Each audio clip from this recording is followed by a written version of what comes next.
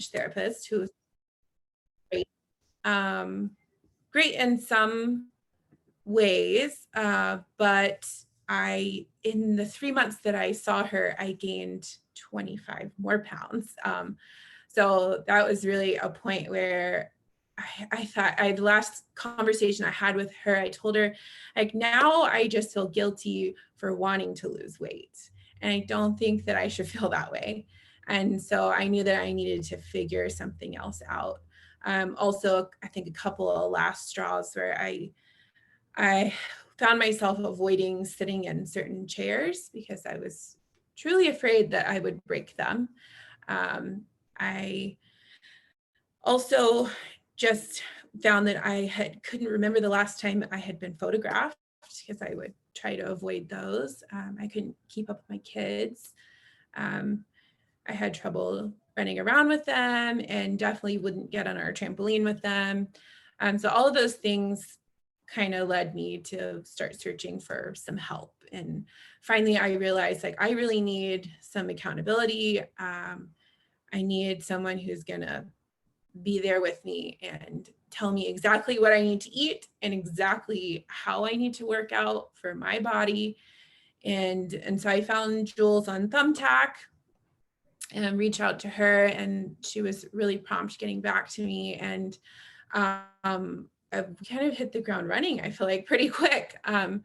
So after meeting with Jules, I had a meal plan that was specific to the kinds of foods that I eat.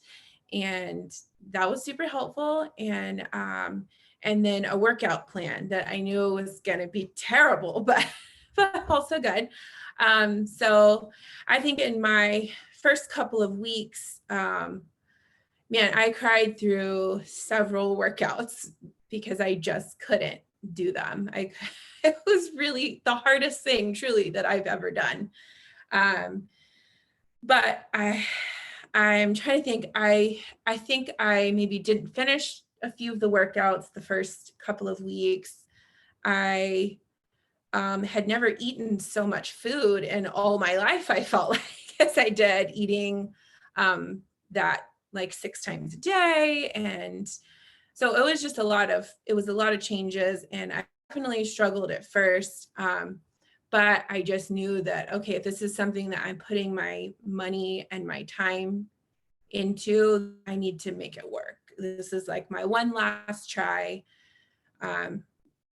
to lose the weight that I really wanted to lose. And so kind of the second week, I committed to, okay, I'm just going to do all the exercises, even if I'm failing and falling on the floor and I can't breathe, I'm just going to do them all.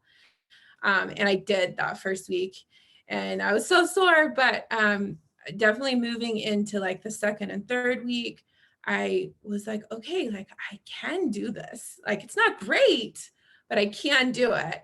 And so as I went along, I could feel my body getting stronger. I could feel the workouts getting not easy by any means, but just to where I could start to finish them. And that took a few weeks. And it was a few weeks of like a lot of suffering and a lot of being really sore. But I made it through. And then with the meals, I found that after the first few weeks that I was hungry for those meals. Like, I felt like, okay, I didn't think I could eat this much food, but I was able to eat that much food. And I think my metabolism sped up, was speeding up, and I was actually able to eat and was burning through that food. And so I think it just was like putting that trust in Jules, and that she knows what she's talking about, and doing everything she said, getting all of that water in, even though I think a couple of times it was like 9 or 9:30, and I realized, oh my gosh, I'm 24 ounces shy of all my water. I'm gonna drink it anyway.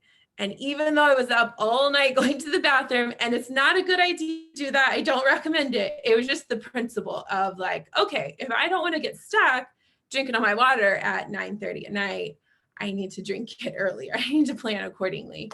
There was also a time where can remember the first couple of weeks, I went to a birthday party and thought like, I'll just be there for an hour. Like I'll be back in time for my meal. And like 5 hours later, I was starving. And I remember calling Jules and complaining and saying like, I don't know what to do. Like, I'm not going to bring a special meal and look really out of place when I'm out somewhere. And I just don't know what to do. And I think I expected a lot of sympathy, and I did not get that. Jules is always super loving and encouraging, but I remember she said to me, I think it was, if you fail to prepare, prepare to fail. And I always remember that now. And I just am the weird one sometimes that brings my food with me. And I always have something because I don't want to get stuck without any food to eat. So whether it's a protein bar or protein shake or just my full-on meal. And so those are kind of a couple of lessons that I learned. And then I really loved the exercise program that's on my phone, because we can't ever say we don't have our phones with us. No, you do. So there's really no excuse to not do the workouts. And I think after just making myself do them for one entire week, everything going as hard as I could, it kind of gave me the push forward to know like, okay, this is the schedule I need to set for myself. This is the time that I like to work out. So I need to make that happen. And I can do it. If I can do it last week, I'm a little bit stronger this week. And so going forward, that's been really helpful and motivating. And I think it's good too to not feel like you're alone. You're in this tribe and you got to like, even though for me it feels, I don't have social media, so it feels weird to post like I closed my rings. It just feels like I'm gloating, and it's not that way here. Like you got to do it so that we can cheer you on, and so that I can, it was really encouraging for other people to see me and see my progress, and for me to actually see other people closing their rings and, okay, well, this is how many steps so-and-so gets in. I can do that. I can get these number of stand hours. I remember seeing, I think Amber had like 86 workout minutes. And I was like, holy hell, how could I ever get that many workout minutes? And then like, that was my little goal, was to like keep up with Amber. So yeah, so it's really, I feel like this tribe is very encouraging, even if you're not super active every day on it. It's good to like post those rings closed, and yeah, I don't know what else to say, but and you're muted, Jules. I know, I'm trying to unmute myself. So a couple of things came up that, I know that you just, kind of bypass because you're so humble, but how many pounds did you lose? How many pounds have you steadily lost every week? Eating all that food that you thought was too much. Yeah, and cheat meals. I was losing between 2 and 3 pounds every week for quite a while. And so in the first 90 days, I think I lost about 50 pounds.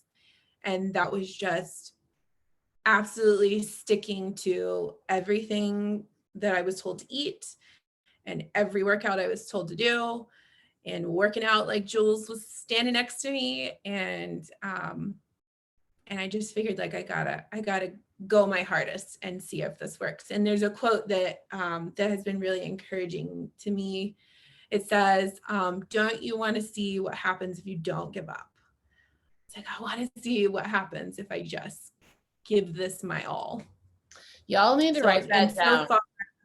I'm going to pause you for a while because you said two really good things. And what I have learned is it's really helpful for us to write it down. So if any of you guys are by a pen and paper, or I'll type it in the chat message, I'm going to have Kia say it again, because that is a super important one. And I want you all to write it down like right now. Yes, I've had it posted for a while on my own wall. It just says, don't you want to see what happens if you don't give up? Love it. Don't you want to see what happens if you don't give up? That said too, so you skipped over this too. So you were the one of the girls that consistently got cheat meals. Like, what were your cheat meals like? I mean, you followed the rules. So what happened and you continued to lose weight? Yeah, so I would do a homemade burger with all the veggies and sweet potato fries, and like I think I started out with half a cup of Halo Top, and then we increased it to maybe a cup, and then all the way up to a cup and a half of Halo Top. It's like that dairy-free ice cream. That is delicious, by the way. And then you added chocolate in, some dark chocolate. Mm-hmm. So yeah, I was shocked that I could still eat those things once a week and still lose the weight. And that was very encouraging. It was exciting to be looking forward to that. And it felt like, okay, this is what, life will feel like after I, lose the weight. And when I'm in maintenance, then I can do, things like this. Which brings us to that. That's where you are now, even. Really more in. I mean, you're continuing to lose, but I've mentioned to the girls, you actually follow a macro plan now. And this is, I want you to kind of like maybe touch on this a little bit, because I say this a lot in the beginning to and I probably said it to you, all the lovely ladies that join me, is, I would love to be the woman that's on social media shouting, I'm going to teach you, you can join me a flexible dieting. But I'm not. I mean, my ultimate goal, you're an example of it, is to get you to flexible dieting. But I feel there's such importance in teaching you along the way and giving you the exact plan to follow so you understand it. And I'm asking you because you were one of the ones that I think was like, I don't know if I can do this on my own. But I always tell you guys, like, I'm subconsciously teaching you things. Like, well, we're going through this whole process of eat what you want. Let me show you the way. At the end of the day, what happens? Talk a little bit about that. Because I think, like I said, you were one of the ones that were like, whoa, I don't know if I want to do this, but you do a really good job at it. Yeah. Once you start looking at the breakdown of the macros, I think it can be overwhelming to look at on your own. But I was able to, I think at one point you told me like, well, if you don't want to eat this vegetable, like you can sub it for this, just make sure the macros are the same. So it started off small like that. Like I would replace, broccoli with another green vegetable that had the same macros, and I could swap that in. So it was like a little bit of learning along the way. Or you tell me, hey, like you can swap something for chicken if you want. Again, just make sure the macros are the same. And so I kind of could adjust that myself. And now I feel like you're able to tell me like, okay, adjust your macros to these numbers, and I can kind of work at it and make sure everything lines up. So it was a little challenging at first, for sure. But I feel like now that I'm so accustomed to the, I guess, what's in a particular meal, like I know I've got my vegetables, I've got my, carb, if it's a higher carb day, I've got my protein. I kind of know what it consists of, and I know about what the macros are. But I also am a creature of habit, I think. So I like to just eat the same things every day. Although you don't have to, but that really works well for me. And then you throw in an occasional cheat. Because I know you tell me you go to friend's house and you go to Chipotle every once in a while. You've got your go-to places. Yeah. I found like my couple of places where I know that they'll have, chicken and veggies, and I know that it's all clean food. So I enjoy that. And now my friends know me well enough. They know all about Jules, and they're like, okay, Kia's coming over. Like, this is what we're making, and we all enjoy it. So it's great. I feel really supported in that way. But yeah, I mean, you can definitely go now once you get that visual of what, 3 ounces or 4 ounces of chicken looks like in your head about what that is and what you can have when you go out somewhere. But I think it's just planning ahead. If you're going to go out somewhere, already know what you're going to order. So you're not tempted by other things. Know that you're going to have water or unsweet tea or something like that. So I think you got to make that choice ahead of time. So you aren't pulled in by a friend or looking at the menu like, okay, just this once. Like you really gotta give it your all. And it's hard, but so rewarding. Because how much are you down now? And you did this all from home. Now, yes, I did this all from home, home workouts. So now I'm down 62 pounds. Mhm. So I know, yeah, right? so now I think I am, yeah, that puts me a little over halfway there, I think, which seems crazy. I remember at 262 feeling like that was just hopeless. Like that was just too much weight to lose. I loved what you said on your testimonial, and I think it's something great to share with these girls. You had a "I'm never going back" phase or quote that you used to tell yourself. What was it that you said to me? You would Well, you would I reach a think what certain it was, mark. Yeah, I don't remember what it was, but you were like, "I'm yeah. never." So it's been every 10 pounds. So first it was at 260. It's like I'm never gonna weigh, or at 259. It was I'm never gonna weigh 260 again. And then my next 10 pounds was I'm never going to weigh 250 pounds again. And so now, like, I'm just about to fall under the 200 mark. And that one's really exciting for me. Is. I will never weigh over 200 again. I'm so excited for you. So like, I'm just going to put a disclaimer in there. So, and I'm also going to ask, and when I say this, I'm also going to, I have a feeling you're going to back this up. So remember, Kia is on a maintenance plan, but that first 12 weeks, that first 90 days, like you stuck to a plan. And can you talk about how important that is? Because it's gotten you to really where you are right now. So there's a lot of fun things that you've talked about. Like you have a White Claw every once in a while. Like you're very smart about your macros. You really do a good job with it, but I feel like one of your successes really lied in that first 12 weeks. Yeah, I think it was really, I mean, the first couple of weeks I will say were really hard and just getting accustomed to everything and this new way of eating and the number of meals you're having and whatnot. But from then on, it was sticking perfectly to everything. And just, like I was saying before, whether it was like 9:30 and I didn't get my water in, doing it anyway on principle. Or there were a couple of times where I was out all day and didn't get my workout in until 9:30 or 10 at night. But I was like, you know what? Like I committed to myself and to Jules that I was going to do this. So I'm just going to bust that workout and not let this happen again. And I think it's been really important to put myself first. When I've got 5 little ones, and so it's really easy to get distracted by all the housework and I cook different things for them, a little bit of different things for them. And there's just so much to get distracted by. And now the kids know well enough to know that once mom's earbuds go in, I'm working out, leave me alone.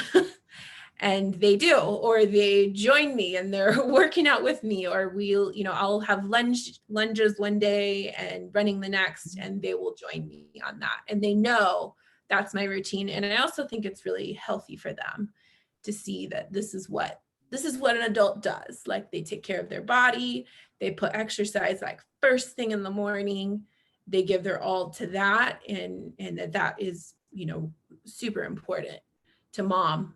And I hope that it will be when they grow up too. So yes, to answer your question, it's like sticking to it and just making it happen no matter what. And then it does get easier. You do figure out your routine and what works best for you. to get it all done. But I have found that mornings are the best for workouts. And I don't necessarily prepare, although I have tried to prepare all of my individual meals at the beginning of the week. I'm at home quite a bit, so I don't necessarily need to do that. But I did find that preparing my protein, I'll buy it all from Costco, and then I'll go home and like individually weigh and bag everything, so that all I have to do is grab it out the night before, stick it in the fridge. My meat's defrosted and I can put it on. Chop up some veggies. I'll usually make a pot of rice on Saturday or Sunday, and then I've got that for the meals that I have rice for the week. So things like that. You don't necessarily have to, if you can't or don't want to, you don't have to pre-make all of your individual meals. So that was something that just worked better for me. Yeah, I do that too.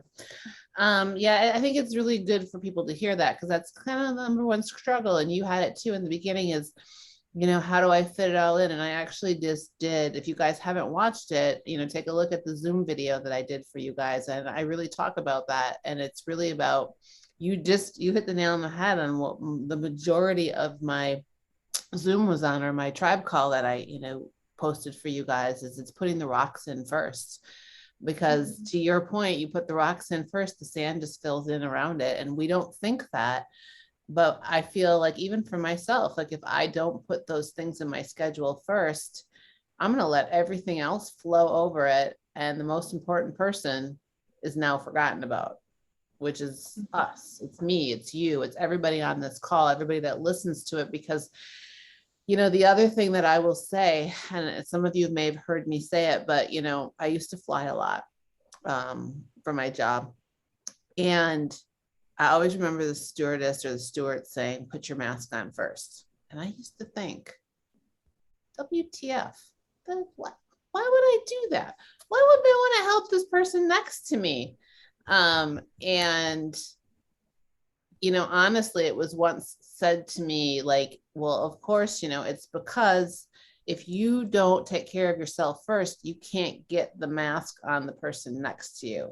So it's the same thing in life. Like, if you don't put the rocks in first and you don't take care of yourself, there's nothing left for you to take care of or help or even be as powerful as you can at work.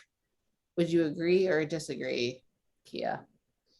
Put your mask on first. Yeah, totally. In order for me to be all there as a parent, I have to take care of myself. And I've seen my health improve on a number of levels, including my sleep.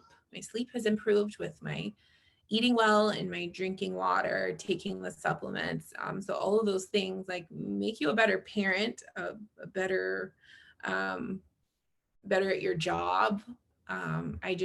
I feel like my brain is functioning better after a workout in the morning. So yes, I would totally agree. Take care of yourself. You even added school in recently, right? Now you're doing all that you were doing, and now you're going to school too. Yes. So it's a lot. And sometimes I have to get up at 5 a.m. and get my workout done, but I feel so good. I feel so good about myself. And I feel like, man, if I don't accomplish anything else today, I did an intense workout. Good job, me. Yeah. No, and that's so important. I'm so glad you just said that, because that's the other thing that I talked about in my Zoom, is you got to celebrate your wins. And what you just said that's huge. Like, if that's the only thing that you get done, like I do the same thing, like, yay me, I got that in. So yeah, super, super important. I'm going to just quickly, there's about 7 minutes left before this cuts off, guys, until I decide to upgrade it, but I'm kind of forcing myself to stay within a time limit by not upgrading it. So I see that a couple of you are still on here. So if you guys have questions, I'm going to guarantee anybody that's listening probably has similar questions. So if you want to come off mute, we've got about 7 minutes left for Kia to answer any questions that you might be thinking of right now, because I know you're both new. Janelle, Lindsay. I think Lindsay is actually carpool driving. Hi, I am driving, but I'm at a stoplight and I wanted to ask a question because here's what I'm worried about is with the strict meal plan, there's going to be times I'm sure that I am like craving and probably a little like bitter because everybody else, like when I'm out to eat, everyone else is eating something and I want it. Like, did you ever go through that and really did you stay on track? Did you cheat? Like, if you did stay on track, how did you do it?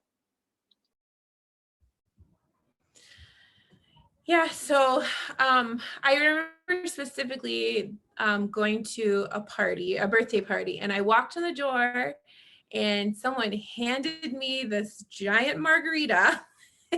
And like they were so proud of it because they made it. And I was like, oh shoot, like what am I gonna do? I'm not gonna like tell her I just not gonna drink this. And I actually stopped for a second. I was like, okay, like this looks amazing. I had a sip of it and I was like, I would love to drink all this. I can't, like I'm really following a meal plan, but it's delicious. And then I like pawned it off to one of my friends. And so I think it felt appropriate at the time to like taste whatever it was my friend gave me, something that they worked hard at. Now my friends all know that I'm on the meal plan. So I think being really open about it to the people that you're around a lot is super helpful.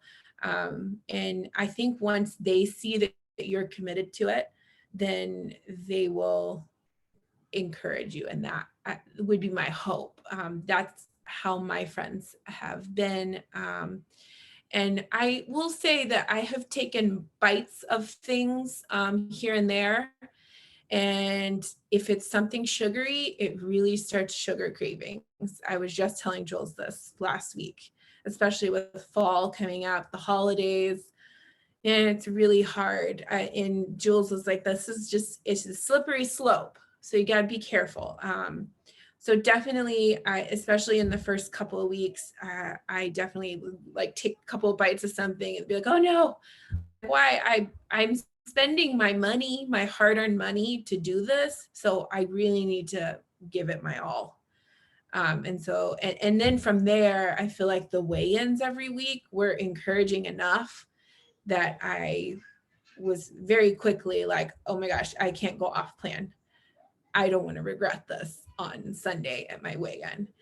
And so I'll say like, yes, it was a struggle, especially the first couple of weeks. After that, it's really not so bad. After I feel like all that sugar leaves your bloodstream,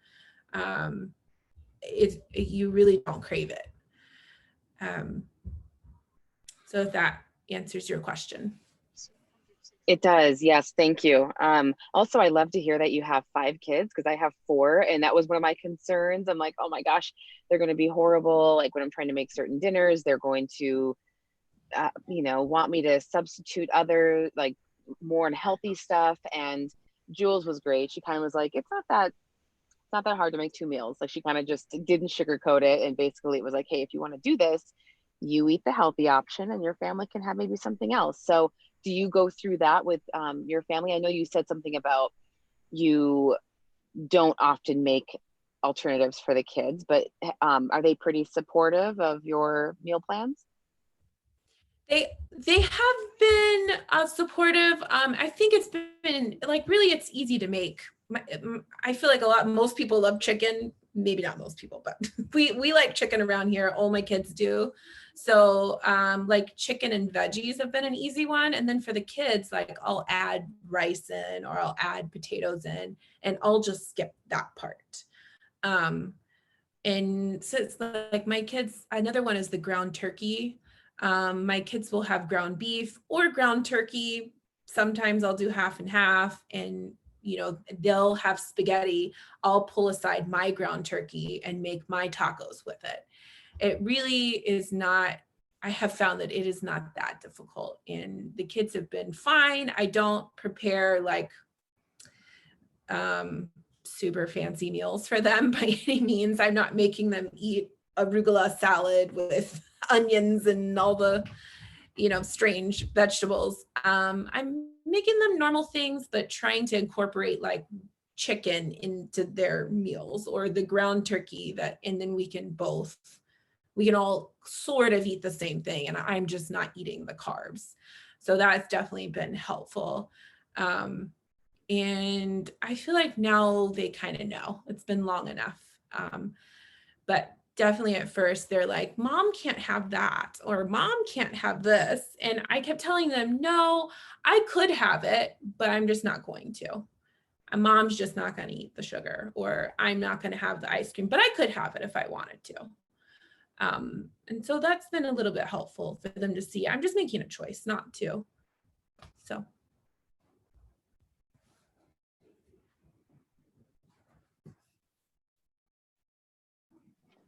That's it for me. I didn't have any other questions. You are an inspiration. I am very excited to start my journey. Thank you, Lindsay. Good luck. She's got this. She's jumped it. She's only been with me. She doesn't even have a meal plan yet. I'm still writing her meal plan. She starts really officially next week, and she's already on board. She's going to kill it. That's awesome. Yeah. That's exciting. All right. Well, we have about a minute left. I know Janelle, you're on here. Did you have any questions? I actually, the questions that were asked was pretty much my same questions.